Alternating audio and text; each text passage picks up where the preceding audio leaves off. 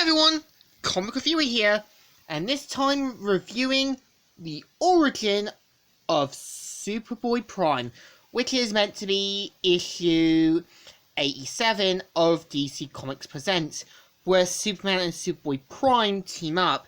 Now, keep in mind that I'm only covering the origin story, and I may cover the other part some other time. Now, pretty much, if you don't know, Earth Prime had its own version of Krypton, and due to its planet sun becoming red, the Earth Prime version of Jor-El says, "Krypton is doomed." You are right, Jor-El. We've seen it all around. The Council does not know how to proceed. What can we do? And so they pretty much say what to do and everything else. And one of them says, "We must be absolutely certain we are right before we make any decisions." No! Jor-El, my good man, I believe you're out of order. And so he says, "Hang your order, Cancel Durkin." And it also says that this is the survival of the world and that they need to do something quickly. But one of them says, "My colleagues, please forgive this young man. His lack of restraint, Jor-El. We all have copies of your protocols, and we understand their urgency." And so, with that, he says he's going to leave. And even the Earth Prime version of Jor-El asks how did it go, but says that he's planned to get Kal-El somewhere safe, and also the fact that they've, instead of basically a kind of rocket ship, it's a transporter they're going to use. So, over the course of the next few days, Krypton has beginning to kind of suffer, like, gravitation, pets becoming wild, animals being pulled by their own weight, and other certain things.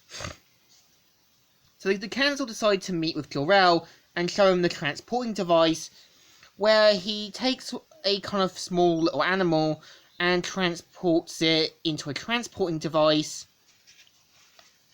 where it's mainly transported onto our Earth, and we're introduced to the Earth Prime versions of Jonathan and Martha Kent, known as Jerry and Naomi, who are pretty much on a hike and discussing about having another go, trying to make another kid, which they decide on later, and pretty much she thinks she hears something. After a kind of bright nova sort of explosion, the Earth Prime version of Jor-El quietly says, "Shh, they're in the lab. The sun has startled its flare-up, and is soon to kind of engulf Krypton in it." And afterwards, the scientists and that leave, and Jor-El promises that, we'll draw the blueprints and that. So, they pretty much send Superboy-prime in, and Durkin pretty much hears the whole thing, and Superboy-prime is sent to our world. So pretty much Durkin's heard the whole thing and decides to go in himself, despite Jor-El's warnings, ends up kind of killing himself in the process. And Jerry and Naomi Kent find Superboy-prime, and the Earth Prime version of Krypton is engulfed in the sun's flares. So pretty much they decide to name him Clark Kent, despite the fact Jerry says that he'll be named after a comic book character, but decides to, let him. So over the course of the few years, Superboy-prime ends up having a loving family, a good life, good at sports, but constantly gets humiliated due to his name, saying, "A Superboy who bleeds. That was pretty good. But it fell sort of moon, boy of steel.